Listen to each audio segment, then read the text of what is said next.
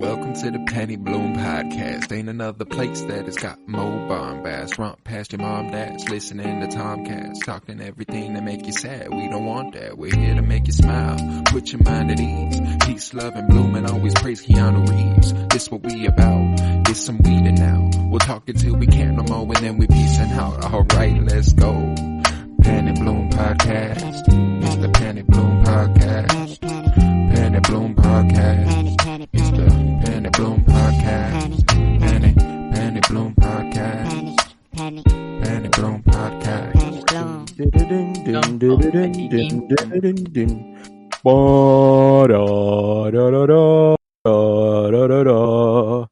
Hello, everybody, and welcome in to Winter is Blooming, a Game of Thrones rewatch podcast by us, the Penny Bloom Podcast. It is I, Colton Robertson, and today I am joined by Joseph George. What's up, homie? Oh, what up, what up? Always a pleasure to be here. Oh, and it's always a pleasure to have you, especially considering we are discussing our second season penultimate episode yet. Season 2, Episode 9, Blackwater, written by George R.R. Martin and directed by Neil Marshall. This one was it's a good fucking episode, man. This is really fucking good, man. Oh yeah, we knew what was coming. I mean, it's in the title. We know the Battle of Blackwater. We know what happens. It's like almost, I feel like it's going to happen every penultimate, episode of Thrones. We know the big thing that happens, but again, I think we're going to say a lot of the things we did last time. The rest of the episode was fucking stacked the whole time. It actually had moments that I remember whenever they came up on screen, but I would never tell you this was my favorite part of, episode 9 of Game of Thrones. Like, I would tell you it's the big explosion or, the very end scene, whenever Cersei's about to poison Tom, and that's like that. Those are the things I remember out of this episode, not Tyrion rallying everyone up, or drunken Cersei talking to Sansa, or many good scenes that were in here that weren't just battle and gore and war. Fuck the king. Oh, dude, the Hound fucked this episode. Yeah, this was basically Tyrion versus the Hound versus Cersei for who could do the best shit throughout the episode for me. Yeah. It was fucking incredible. This one's gonna be hard to pick character. I have no clue really which character. Yeah, I'm gonna go. My line is "fuck the king" by the Hound. I have awesome. I almost went with that one. There's too many lines. There's too many, but fuck the king. Fuck the king. He says fuck the kingdom. Yeah, he goes on. He says fuck every. And he ends it with fuck. He's looking at Tyrion. He goes, "Fuck the Kingsguard, fuck the city," and then he looks up at Joffrey and goes, "And fuck the king," and then he walks away. And I'm like, "Oh shit!" Because he knows what the fuck is anyone gonna do. What are they gonna do? The dude just came back from slicing, I think, 3 people on camera in half. Right, completely in half. 2 were very on front, and then I think 1 was in the background. So I think he sliced 3 people in half on camera. But I gotta imagine this dude just every person he kills, he's just slicing in half. And he's like, what am I doing? He sees fire, and he's like, actually, fuck this. I am strong enough on my own. I'm getting the fuck out. I don't know. I think. I guess I don't know. I am jumping the gun. I was jumping the gun a little bit by giving it away, but I just had to because it was he's so fucking strong. Man. Yeah, and a sleeper for the episode. When I think of Blackwater, I'm not thinking of the Hound. I think of Tyrion. Initially. Yeah, I really do. Yeah, and my god, what it turned out to be what I forgot that what's this dude, the Joffrey's Kingsguard guy, the guy who Ilan Payne? Not Ilan Payne. Meryn Trant? Yeah, maybe him. The guy who's slices Tyrion in the face, in the end. Is this the thing that you're Nope. Wait, what? We're still not there. Isn't he dead now? He didn't die? No. Podrick did, or Podrick? Oh, well, that's not him. That's not Meryn Trant. It's just a different Kingsguard then. I thought that was him. Oh, I guess his armor just really No. hit his face then, and I just assumed it was the same guy. So wait, this isn't the dude that like gets joy out of beating Sansa up every time Joffrey tells him to? If it is, there's a massive retcon where he's just not dead later. Oh, wait a minute. Maybe I am wrong then, because I don't know. I just thought it was him because of the armor. Because Joffrey says like, "You represent me in battle," and I think this is like, right? Wait, I haven't. It was Sir Mandon Moore and Sir Boros Blunt who he empowers to fight in the king's name. And it's Sir Mandon that Podrick kills. So yeah, Meryn Trant and Mandon and Meryn. Yeah, close Mandon name. Moore, and that's so he's just a. Was he anyone before? He was just a Kingsguard. That's okay, cool. Never mind, because I thought that this was the thing. Anyways, I was like, I'm like, oh wow, this guy sucks. He sliced Tyrion in the face, and I forgot that he gave Tyrion. When I say what the thing Meryn Trant does is evil, I mean like sick. Like he is disgusting. He is a truly horrific human. I'm still blanking on that. And it won't be for a couple seasons. It'll be a while, but yeah, I think it's season. Well, glad that's cleared up then. It's either 4 or 5 that happens, and that I'm thinking of. But regardless, the entire episode is one location. We are in King's Landing, and we will not be leaving. Nope. We begin the episode with Tyrion Lannister leading the defense of King's Landing against the assault by King Stannis Baratheon, and he spends the night before the expected siege in bed with Shay, telling her, you can still leave, and I'd advise it. She's like, "Are you scared?" And he's like, "Fuck yeah! If Stannis wins, I'm certainly dead, and so is my entire family." So not looking good for me. And she says, "I won't let them do that." And I thought, I was like, man, I remember really fucking with Tyrion and Shay. It's just like, what the fuck happens, man? Like, what? That Why? Is crazy how that one ends. It's hard. That's the show, though. That's the show. It is. Don't love anything. Don't get too comfortable with anything. That's why. Like, I don't know. Maybe that's why the show's so good. They get you comfortable with so many things, and then they just destroy them right in front of your face. Right before your eyes. It's every time almost. You're like, this looks happy. This could be good. It's not. It won't be. But nevertheless, after that, Tyrion is getting all armored up by Podrick, and Varys is like, "Podrick, is it?" And he's like, "Oh, is it? That's a nice touch." I loved that. Like, I'm not sure what you're implying. I am entirely sure that you're entirely sure of what I'm implying. I love this little back and forth, man. Tyrion and Varys are the shit. And he's like, "Anyways, do you trust him?" And he's like, "Funny enough, yeah, I definitely do. Podrick Payne's the shit. I like this kid." And he's like, "Cool, here's a map of the city. All the tunnels running underneath. It must be 20 miles of them. More like 50. It's a lot of tunnelage underneath King's Landing." And Varys tells him that he is all that stands between, the defeat, them and defeat at the hands of Stannis. And it's a nice little scene. Every time we have a battle episode, the like build up to it, it's always really, really nice. Like that shit it's always tense, and it's always like, oh, something's about to happen, and I'm fucking ready for it. And this is just the entire beginning of this episode building up to it. Oh yeah, so the bells start ringing. They're like, Varys. I've never liked bells. When I was watching the episode, I almost gave Varys the performance. And that's just because it was early on in the episode, and he actually like knocked us out of the park whenever he was like, "I don't know if I've ever told you how they cut me." And like he started remembering about like the red priestesses, and like I guess like I don't know if that's like who did it to him, or if that's what that's implying. It was like a warlock or a witch who was conducting magic. It was like a spell that required the balls and dick of a guy. I see.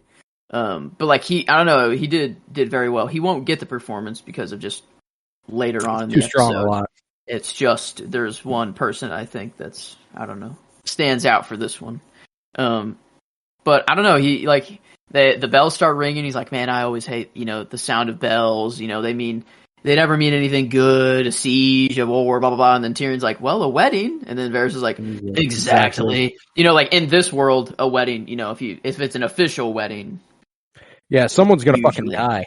Yeah. Weddings aren't good in this world. Well, and there's also this line whenever Stannis' fleet is approaching, when they hear the bells ringing, where someone goes, they've got the bells going. And he's like, maybe they're welcoming their new king, and Davos goes, I've never known bells to mean surrender, which is literally what the bells were supposed to mean in season 8 episode 5, the bells. The That's bells true. Meant that the city was surrendering, and Daenerys ignores them.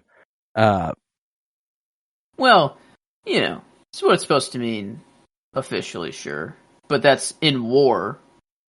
It's a mind, you know, they're just playing mind games, you know. It's all mind games and tricks, you know, the whole trick of the whole, you know, what happens here is, I mean, it's all strategy. And I mean, we got, like, I love that Tyrion, he doesn't want to lead the fight, you know. He's like, man, I hate that I have to do this, you know, like I don't even really want to, but I hate that I'm good at it. Right. And Varys is like, or he's like, no, I don't think I will be, but Varys is like, I think you will. I think you got this shit. I think you'll find yourself a little more comfortable than you think, and I don't know. He does. He does. In this episode, Tyrion almost got the character nod again for me. But no, it's hard not to on this one. I know. He's damn good, but he does get some. He does get a run for his money out of a couple, but nevertheless, after that scene, they start drumming. I don't know. Yeah. I don't know. That's the build up. The bells start, and then the drums start, and then it's war. You know, and But before the bells start ringing, Bronn is out there drinking with the soldiers, singing "Reigns of Castamere." Right. How'd you learn the Lannister song? Drinking with Lannister men. And they're like, ha ha, yes. And he tells the story of all the times he broke his nose to the lady in his lap, slowly undressing her as he does. And he's like, don't feel bad for him. It'll be halfway up your arse by the end of the night. Everyone laughs at that as well. And then they are confronted by Sandor Clegane, the Hound, who, for some reason, he can't talk about anything besides how much he likes killing. And you're the same as me. You like killing too. I know it. It almost sounds like he's trying to convince himself he's not a bad guy because he likes killing at some points. I think it's more of just that, like, it just shows the polar opposites of two killers. You have Bronn, a killer who loves killing and glorifies it and talks about it, and, you know, he's having fun with it and people love to be around him. And then you have the Hound who outward, you know, he tells everyone he talks to that he loves to kill, and there's nothing sweeter in the world. But he's, you know, his outlook on the world is way more pessimistic and dark, and it doesn't, you know, nothing fucking Maybe it's matters. not him trying to convince himself that he's a good guy because he enjoys killing. Maybe it's just him trying to convince himself he likes killing. It's like, I think he doesn't need convincing of that. I think it's just he's sad, and he wants other people to be sad too. Right. And like, because he takes it to the point of, like, he was going to kill, or Bronn and the Hound were going to fight. Yeah, they were going to fight. They were going to fight, and oh my god, that fight. Like, luckily the war stopped it from happening, you know, because I don't want either of them to die. They're two important people that need to live. One of them would have. Yeah, one of them goes away. I don't know who wins, you know. Like, I think the obvious choice is the Hound. Like, obvious. I don't sleep on Bronn in any regard, man. He's fucking cold. Yeah. And he's dirty. That's the thing. And I know Hounds, he's willing to get down and dirty, but he's still, like, he's not a knight, so it prevents him from having to be, like, honorable, which I think is why that's part of why he refuses to become a knight, is so that he doesn't have to abide by being a knight. Like, you're no knight. He's like, yeah, fuck yeah, no, I'm not, you know, type shit. And, I don't know. I really like both of them, though, and I'm glad neither of them has to die here, as they're saved by the bells. And all the while, Stannis is pulling up, the drums going, everything's booming, the build-up is coming, and they're aiming to overcome the city's small defensive fleet and land his troops at the walls of the city near the Mud Gate, unaware of Tyrion's plan. And from the battlements, Joffrey berates Tyrion, demanding to know why his ships are not meeting Stannis' fleet. What the fuck are we doing? What's going on here? And Tyrion has anticipated his strategy and does not field his fleet. Instead, he sends a single ship out there.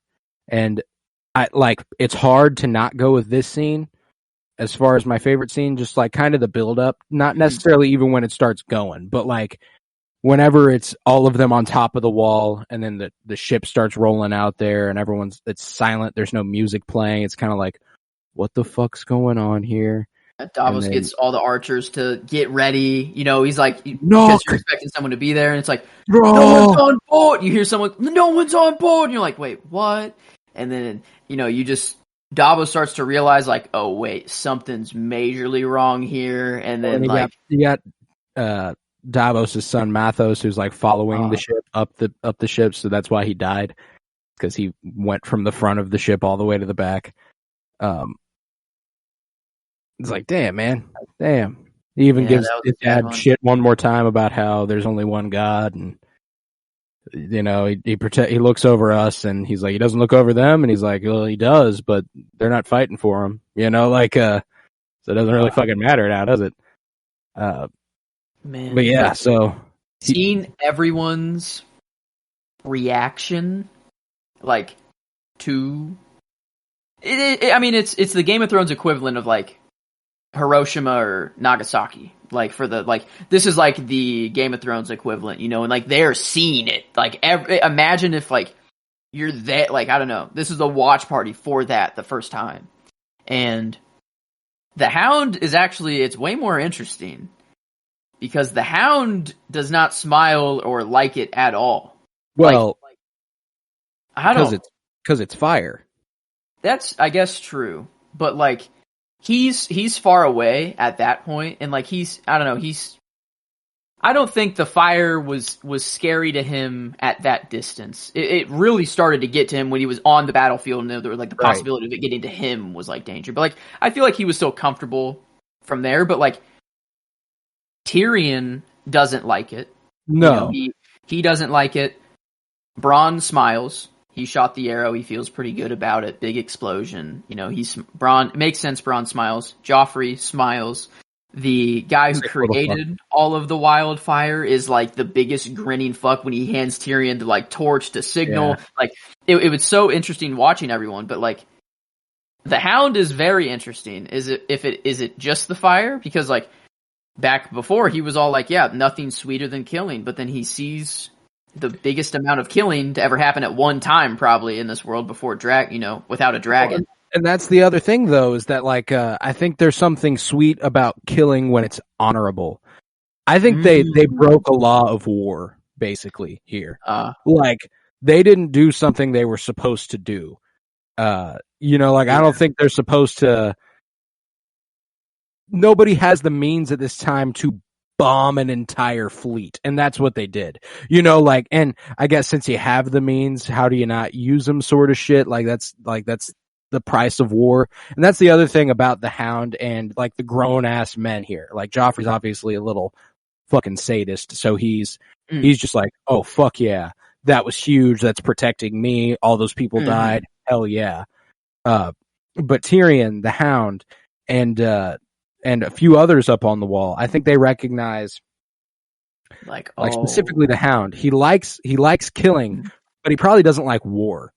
Like it's one-on-one type shit. Fuck yeah, let's do that all day. But when it's like mass murder, we're all going at it. Everyone, pointless killing. Yeah, it's at that point, it's just killing I guess before killing is just pointless. I don't know, pretty. Pointless, but in that way it's glorified whenever it's like a 1v1. Everyone's watching. Yeah. It's known that there's going to be a death. Like there's no question about it. If you're going into like a 1v1 duel on a tournament, that is a king is hosting, you're like, yeah, someone's going to come out of this dead, probably, or heavily wounded. One of the two. It's like both of them aren't going to come out fine. So I mean, there's in something war, a lot scarier about Yeah. war than there is War, it's something about a 1v1. It's free for all. You it's don't not know how what's you want to coming. die. Yeah, Yeah. you don't want to die that way. If you're a knight, at least you go out that way. You go out honorably, and it's like, yeah, okay, whatever. But in war, it's like you go out on a beach in darkness and a bunch of other people running on top of you after you're dead, and it's like, yeah, that's I don't know. I could see, and if I'm living in that time, I would rather go out in a nice 1v1 duel, in a king's tournament rather than being obliterated by wildfire for sure. And the horror of this scene with everyone running on fire and everyone screaming and jumping into the water, not knowing that won't help them. No. It's burning on top of the water, guys. Spews everywhere too. Like you just see it splash places because it's so hot that it can burn water. So even the water that's splashing is on fire, and it's like, oh my, like that's the thing. Dragons have this built in. Yeah, like, it's just something that this is what Aegon did everywhere. Built it. Well, Aegon and all and his two sisters. They don't get credited. Yeah. They don't get credited enough. But like, that's the thing is, we say, having wildfire, no one else had access to bomb an entire fleet. Aegon and Visenya and Rhaenys, they had 3 dragons. No one could do anything against them. Mm-mm. Nothing. He just like that. That's the thing. That's why he conquered the 7 kingdoms. Like, so like, imagine, it's just, I don't know. That's great. Like, this is the first step of that. And this is just a tiny little bit of wildfire compared to like what Aegon had. So like, we're seeing it as like, oh my God, this is terrible. And like, it only happens it happens one more time. A big use of wildfire like this. I'd argue much bigger use of wildfire. Let's see which one kills more? Because in the Sept, there were very important people in there, but were there just like a bunch of civilians? Like, what was happening in the building at the time? Like, it was a trial. It was a trial, so there were like a bunch of. But then we also witnessed the wreckage of the building kill civilians who are outside. Like just that entire part of the city. A fleet. Let's see. Tywin wiped out probably a lot of the land forces. Like, I don't know, it diminished his fleet, but not like to 0. The explosion. It killed a lot of them. Yeah, it destroyed his fleet, but it didn't destroy all his men. Like that's the thing, is that like all his ships were fucked, but his men were fine. I'd say Cersei killed more. Yeah, I'd say Cersei killed more than. I would say so too. But damn, yeah, wow. Regardless, this isn't even the biggest display yet. It is not. But we watch it throw Davos from his ship and it obliterate the ship. Like, when you watch that shit like fall apart in that moment, that was fucking crazy. Davos goes flying, Mathos is dead, and then Stannis responds by putting his men ashore. He's like, he played his card.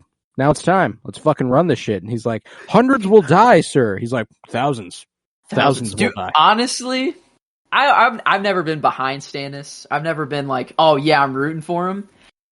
He was kind of badass here. I'm not gonna lie. Oh, yeah. It's like, I mean, all of his men are so scared. They're like, but the archers, like, we have no shot now. He's like, we're done. Like, that's how you hear people in the background. He's like, yep. He's the only one that knows what he's doing. He's putting the ropes down. He's the first to go. Yep. He's the first to climb the ladder. He turns around. He goes, take this city with me. And that's it. That's all. He's like, man, a few words. Take this city with me. And they all like, yeah. Thousands. So, yeah, like, oh my God. Yeah, dude. I mean, he was the first, leading the fleet, like in the ships with a sword, in the front. Like, dude was looking badass this episode, not gonna lie. But well, and there was also this part, it wasn't a part of this little breakdown, but there was a part before the battle broke out, before the women and children got taken back to their little hiding hole, where Tyrion approaches Sansa and Shay, and he goes, Sheila, and she's like, she's so pissed. She's like, Shay. Wow. And, yeah. And he's like, oh, yeah, all right. And Sansa says, she'll pray for his return. And he's like, really? And she's like, just as I'll pray for Joffrey's. And he's like, okay, cool. I deserve that. Sansa's very creative with how she talks now, especially to Joffrey too when he walks in here. Yeah. Sophie Turner's my sleeper for this episode. Like, she did fucking incredible. I don't think I'm going to go with her, but dude, she was really, really good. Yeah, she was. This episode. I mean, she's top 4, I would say. Like I said, I think that my choices right now are Peter Dinklage, Lena Headey, who plays Sandor Clegane? I can never remember. Let me find his name real quick. The Hound. Where are you? Rory McCann. Okay. Rory McCann and Sophie Turner. Those are my 4 options right now, and I'm really just going back over it to see who I end up landing on. I don't think I have any sway in the performance. I know who I'm going with performance wise. Mine is Lena Headey as for Cersei. I don't think a lot of people, they had a lot of good scenes and whatever, but she had the range that she had to, I don't know, I guess we'll get there for whenever we get to her scene, but she's if you want to spread the love, I guess I don't know. I don't think I could give it to anyone else other than her. All right. I'll keep thinking on it because she was one of my top options, so we'll see, but nevertheless, the men go ashore with less protection for his troops, and he predicts, thousands will die, and he leads the assault personally and is the first to reach the walls. Tyrion then orders Sandor to lead assorted men beyond the Mudgate to repel the attackers, and the Hound does as he is asked, but is terrified by fire once he gets out there. I also love the thing he yells whenever he leads the men beyond the wall. Any man who dies without blood on his sword, I will rape his fucking corpse. Dang. Yeah. And it's it's not even because that's what's crazy is he's already you're gonna die. But if you don't die with blood on your sword, guess what's happened to you? And it's like that idea. I don't know how motivating of a tactic that is. Short and sweet, to the point. You got to have one line to deliver. I mean, damn, not motivating for the right reason, but I mean, I'm already fueled. Fighting I hate these people that are running at me. In their mind, whatever. I already hate these people, whatever. Now I just have the added motivation of, I don't want no. It's also not the first time this tactic has been used to motivate a group of men. As I picked for my line in season 2, episode 3, "Wake up, you lazy sons of whores! There's men outside who want to fuck your corpses." Via Yoren. A few episodes back. That's amazing. That is amazing. Nice little parallel between the Hound and Yoren in season 2 here, but okay. Not a lot to talk about during the battle. Bunch of really graphic, gory stuff. The Hound ends up retreating with his force because of the fire, and Sir Lancel Lannister, after getting wounded by an arrow, runs back inside immediately. He's just oh, never mind. That's enough for me. But Bronn joins the fight in time to save the Hound as he's distracted by the fire, which was really cool. And he gives them instead of killing each other, they save each other. Yeah, check that shit out. I got you. And then freaking 2 people come at him, and he's like, "Yo," and then slices him up with his dagger. That man's crazy. Yeah. Bronn is about it.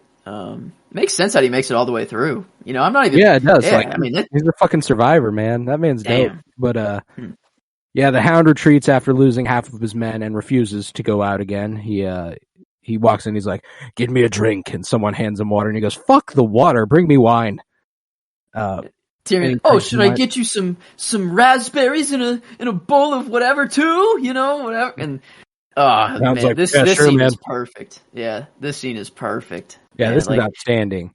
And he's like, "You go out there and you for your king." And he looks at him. He goes, he says something like, "You are king. You are the king's guard. Protect the city. Protect your king." He goes, "Fuck the king's guard. Fuck the city. And fuck the king." And I was like, "Yup, that's fine." and I'm damn tempted to go ahead and give the Hound the character for the episode as well. That's who I have slotted in right now. I mean, for mean, character development, though, it's hard not to give it to him. I mean, like he's he fucking finally did what we wanted him to do. You know, like he's always hated Joffrey. Everyone hates Joffrey, but like he had to pretend like he didn't to Joffrey. You know, but now he finally, to his face, was like, "Fuck you, dude. You." Yeah, suck. not a lot of people look the king in his eye, Joffrey, and go, "Fuck the king." Yeah, like that's hard. I love that.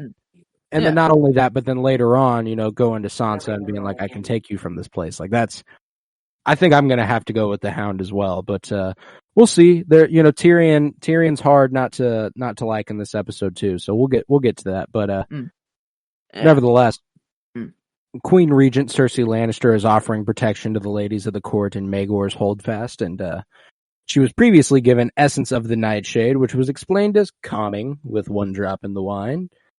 We'll send you into a deep sleep with 3, and with 10 drops, I know what 10 drops does. Now get the fuck out of here, Grand Maester Pycelle. Cersei knows. I think Cersei knows about, like, I know that we're not there yet of the deleted scene that I sent you that one day, of like how, like, it's all an act, and like it's shown that line where she goes, "Be careful of the stairs, Grand Maester. There are so many." Like, I think she like. Because Tywin saw it instantly. He's like, "Am I the only one to really see through this?" And like Cersei, like these lines,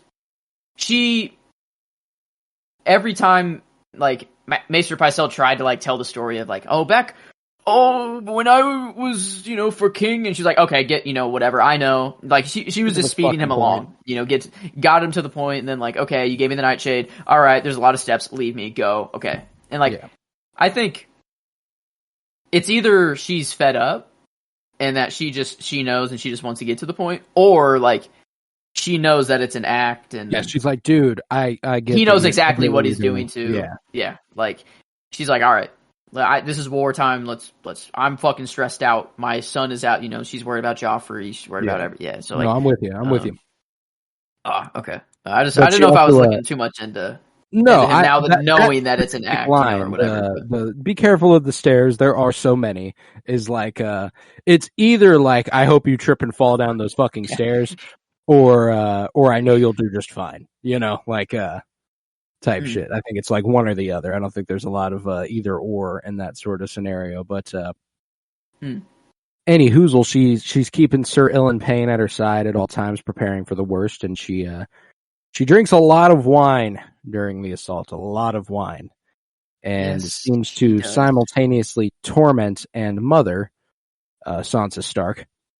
She tries to teach her lessons while also just absolutely torturing her, with matter-of-fact descriptions of the rapes that will occur if the city should fall, what should happen to her and Shay and every other lady in the room.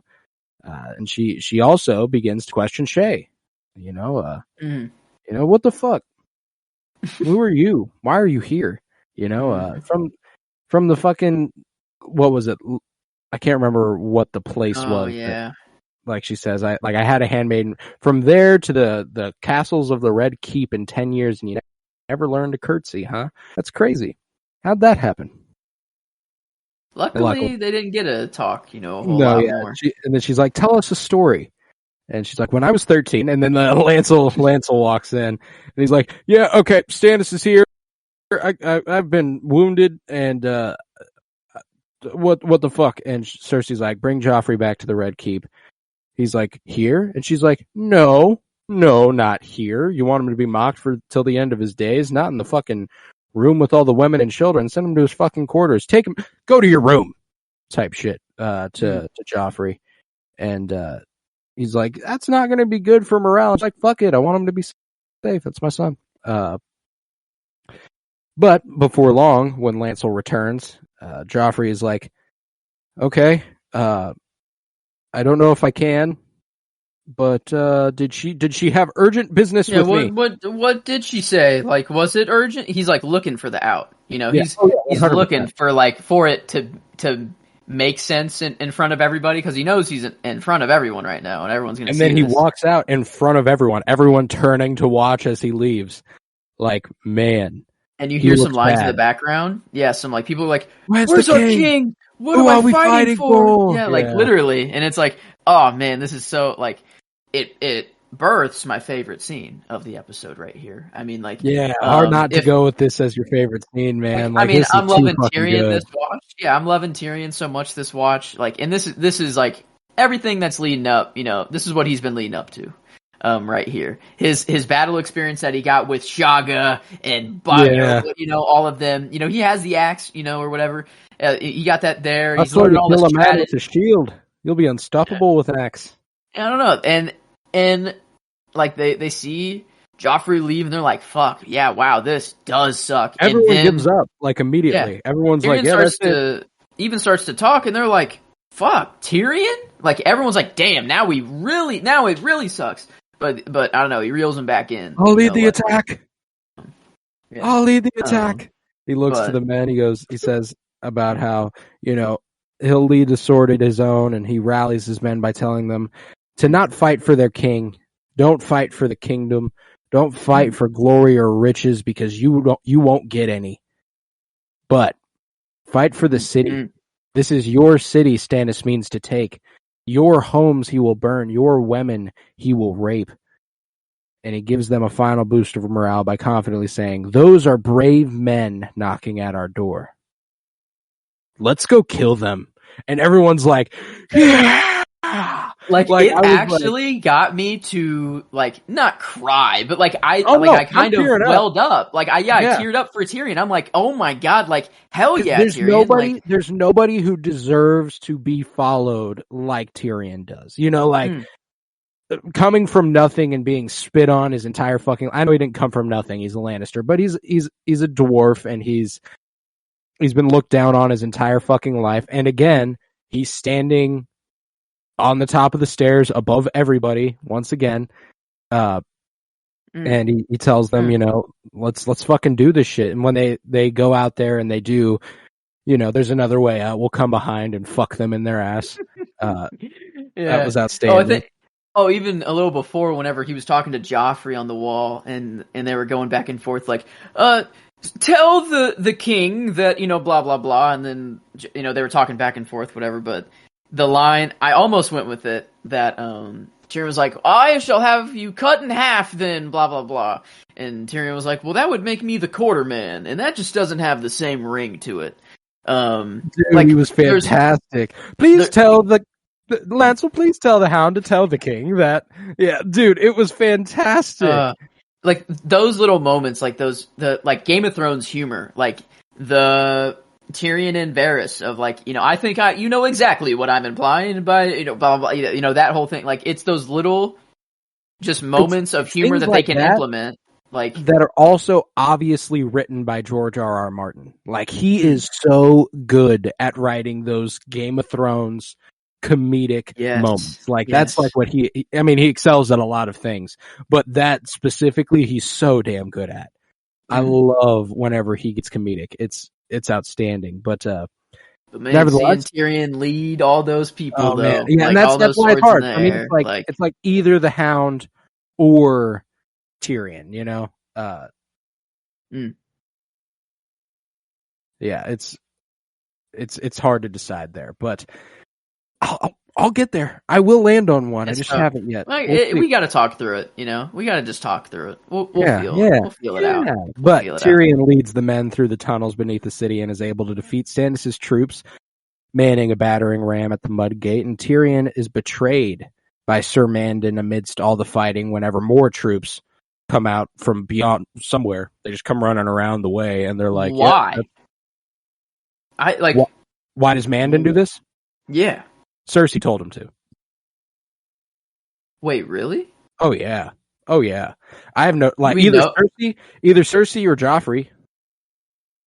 Oh, I see. Like it's like in all the chaos, kill Tyrion. Kill Tyrion. Like, yeah, like we don't fuck with Tyrion. Go ahead and kill his ass. You know? I never thought it, because I'm like, what the fuck are you doing? Like, in the middle of battle?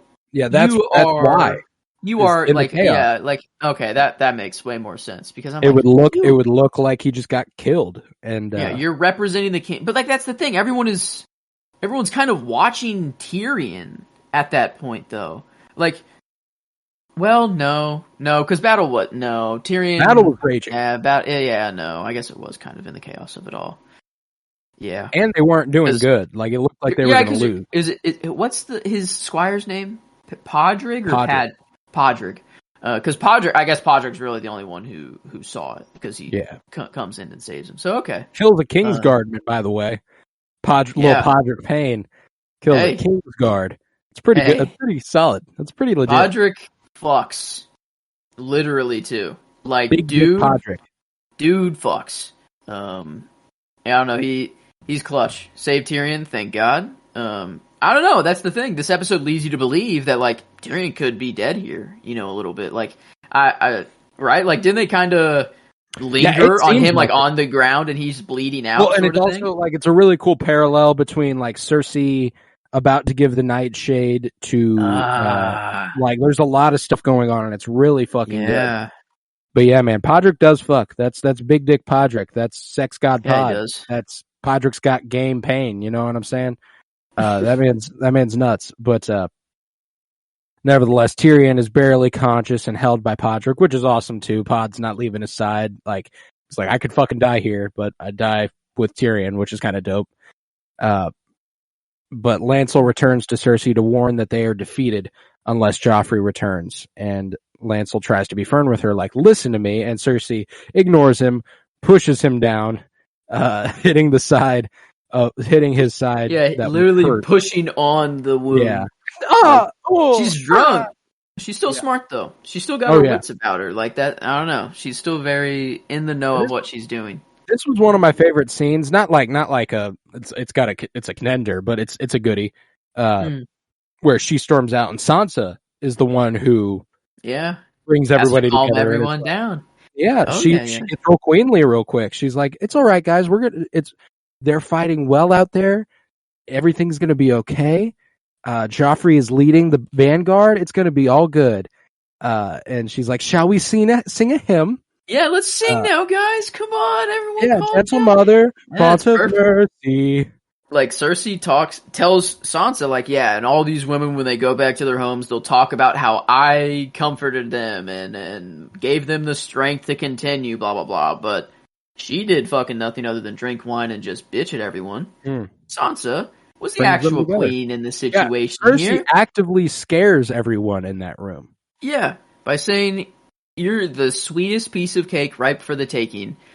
Oh, and everyone else is listening in because everyone's scared for their life too, you know, and it's like everyone's just listening in and they're like, oh, okay. Now I'm just infinitely more scared than I already was. Right.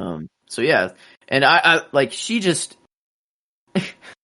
I guess she, in her mind, in Cersei's mind, she is dying. She is going to her death as well. Right. Like, does she just give Tommen the nightshade and that's it, or does she drink some herself too, or does she let herself die by whatever? Yeah, like she gives him a little bit, she drinks the rest of it. Because 10 drops, like you take a gulp of that's more than 10 drops. You know what I'm saying? Like you're fucked. Yeah. And a kid too. Yeah, like that kid's dead. You know. Good timing. Good timing there. But and who knows? Maybe that would have been more merciful than, you know, him watching his kingdom blow up and then jumping out of a window. But nevertheless, Shay goes ahead and approaches Sansa and is like, "You better go to your chambers and lock yourself in and await Stannis. He might not kill you. This guy definitely will. He will kill you. So be careful." And she's like, "What if you get hurt? What if you get raped?" And she's like, "I'm good. I got this knife on me. I'm chilling. All right. I got this shit for days. I'm chilling." But Sansa then finds the Hound waiting in her room, and it's poetic. It's the Hound. So poetic. It's the Hound character wise. It's the Hound. I think it has to be. I think it just has to be. He's so poetic though. He opens with "The lady begins to worry" or something like that. Like literally, like nothing. He literally opens with like a poem line. I swear. Dude's crazy. I love him. He's so poetic. I just love how he talks. Yeah, and he offers to take her north to Winterfell, but she's like, "I'll be safe when Stannis takes the throne." And the Hound's like, "Dude, no, you probably won't." Like, this is my favorite line of the episode. go ahead. The one he delivers here, and it's a little after that. He says, "Do you want to go home?" To her, and she's thinking about it, but then he tells her, "You're like, all right, look at me." He kind of grabs her. He's like, "Look at me. Stannis is a killer. The Lannisters are killers. Your father was a killer. Your brother is a killer. Your sons will be killers someday. The world is built by killers, so you better get used to looking at them."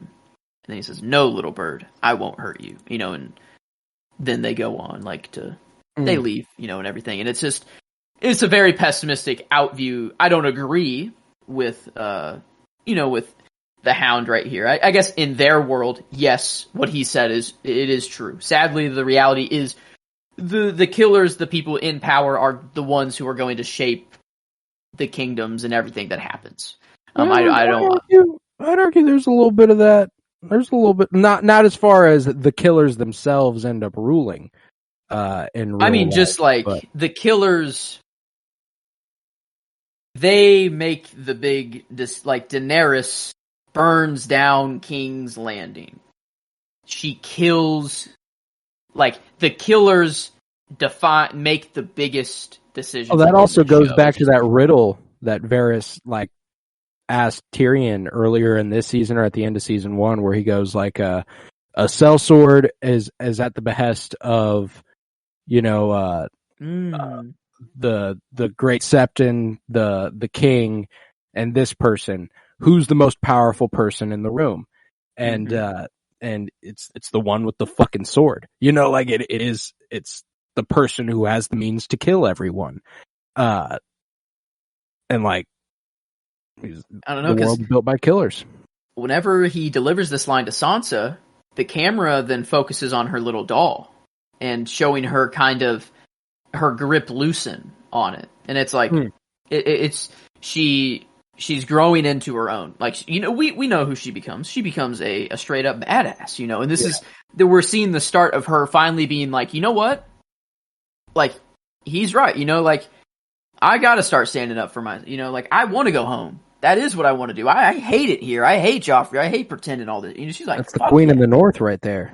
Hell yeah, and it's. The line that he delivers to her, it has, all that meaning behind it, whatever. But then also, it's just kind of just fuck yes, finally, we're getting onto this. And it's also super cool that he doesn't end up I don't know what it is that makes him want to look out for the Stark girls, but then he looks after Arya for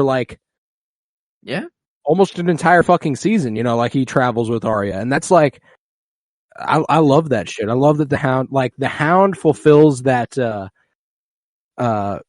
Din, Grogu, Hopper 11, Logan, Laura Kinney trope with Arya later on, and it's really, really satisfying whenever that comes around. But not in a fatherly way, but just a grown ass, hard ass man.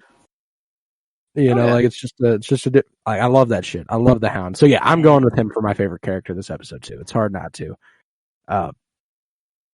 I think we're going to be on the same page for 3 out of the 4 categories, because the next scene is Cersei having taken Tom into the Great Hall, and she sits with him on the Iron Throne and tells him a story about a young lion and how he did not fear the other beasts of the forest, the wolf and the stag, the beasts in the ocean and the birds in the sky. And in my head, I'm just going through all, I was like, oh my God, the kick-ass montage you could make out of this monologue showing the Starks and the Baratheons and the Greyjoys and the fucking there's so much you could go through, because she's literally describing all the house sigils as she does it.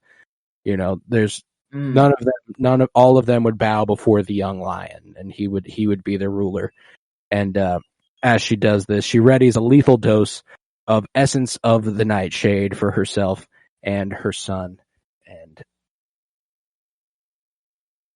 And as that happens, the forces of Tywin Lannister and his new allies and House Tyrell join the battle. And their cavalry charge is led by a warrior dressed in the armor of Renly Baratheon.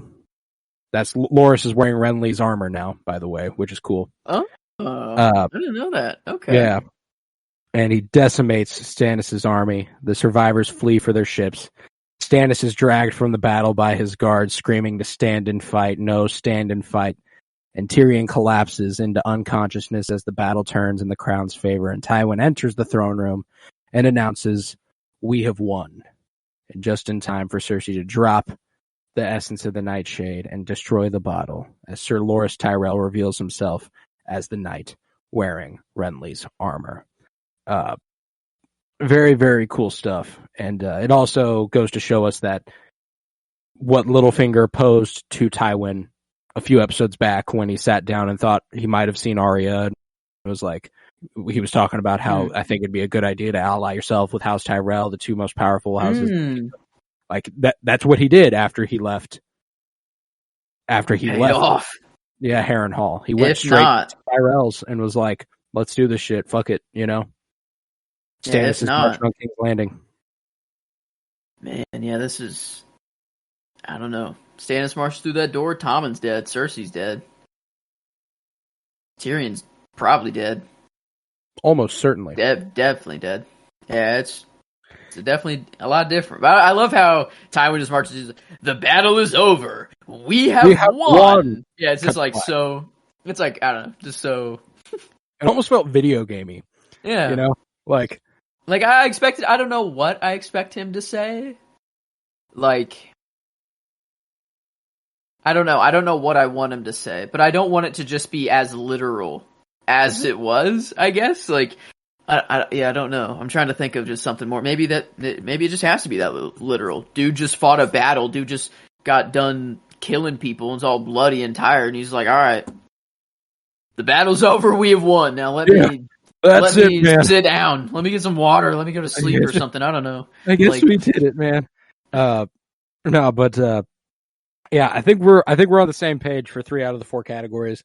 I think we have the same performance, character, and scene. They're kind of undeniable for me.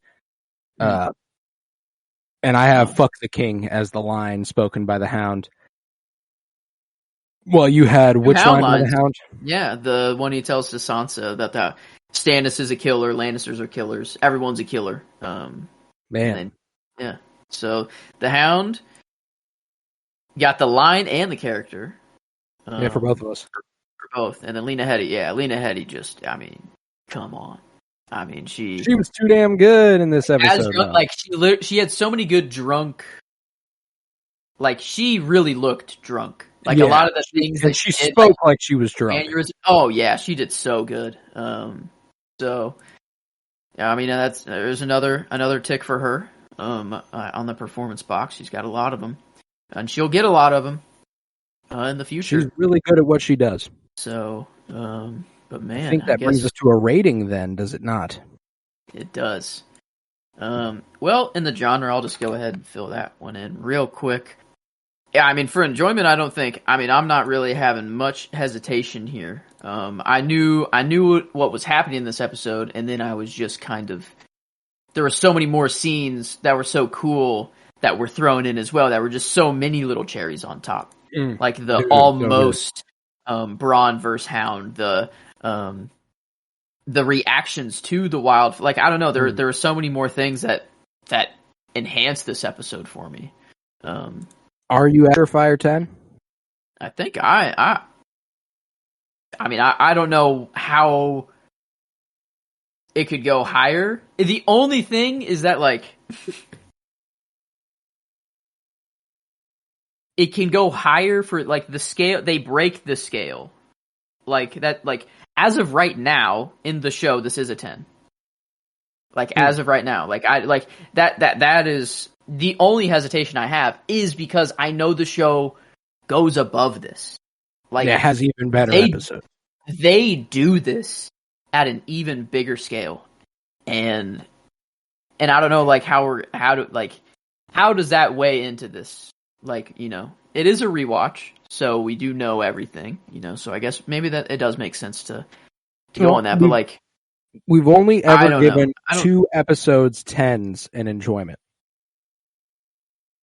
We've given the penultimate episode of season 1, and we've given episode 6, The Old Gods and the New, a 10 in enjoyment. And that was okay. I mean, yeah, okay. This is I mean, that's the thing. When you put it that way, like this is just as much as on those episodes, it is a 10. So like, I don't think it's fair to weigh in where the show goes. It's just that the show will probably have more 10s later on. That's the only fair way to really do it. Yeah. I mean, yeah, that's not fair. I was trying to future proof, but that's the thing is that it's already like I just would love to watch this show from season 1 when it came out, like weekly. Like that would have been insane. Like to be on the ride right now. Yeah. You didn't get a single second of Jon Snow, a single second of Daenerys. Anyone else? We were only in King's Landing. That was it. Yeah. You know, you're like, we're still wondering where's Daenerys' dragons. We're like, oh my god, like, and you're just scared shitless for the war. So like, I don't know. I'm at a 10. I don't think I can. I dig it. I think that leaves us nothing but critical, and I don't know how I feel about this one critically. I think it was really well written, and I think and it was really well acted. But I think that even though it was a good looking episode, it had a lot of opportunity to look better. I think the score was really good. I think the sound design was really good. The editing was immaculate. I land somewhere around a 9 critically, personally. I could see me going up to like maybe a 9.25, but I don't think I could go much further up than that. Yeah, no, I think I don't know. It was just a lot of high action, and you can't really do a whole lot of meaningful like storytelling when it's just like this high action. But they still like splice it in there. Yeah. So I think I'm right there with you. 9 was kind of my floor, but 9, like I was around like 9.25. Was my gut for critical here. It was just, I mean, made very, very well. The action was done very well. The VFX of the the explosion itself looked good. Like everything looked great. Nothing ever was taking me out of the episode. But like whenever I'm looking for like a critical masterpiece of like Thrones, this isn't what I would think would be like the showpiece for a critical masterpiece for Thrones. I wouldn't say so either. It's still damn good. And it was written very, very well. But yeah, I think a 9 to a 9.25. I'm either one of those I'm comfortable with. So if you want to make the call there, I'm comfortable. If it's 9.25, that averages the episode out to a 9.75. If it is just a flat 9, it's a 9.67, which ties it with last episode. And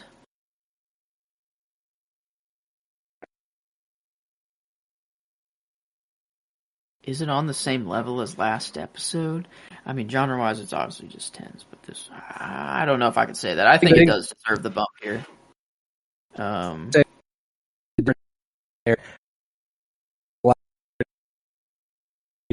Which is what the split is, as far as what we have the rating as. Either way, really, you know what I'm saying? So, like, I'm comfortable with either. I think it deserves the bump. This episode does. All right. Because that's the thing. It did surprise me in how much more actually was in it than I was expecting.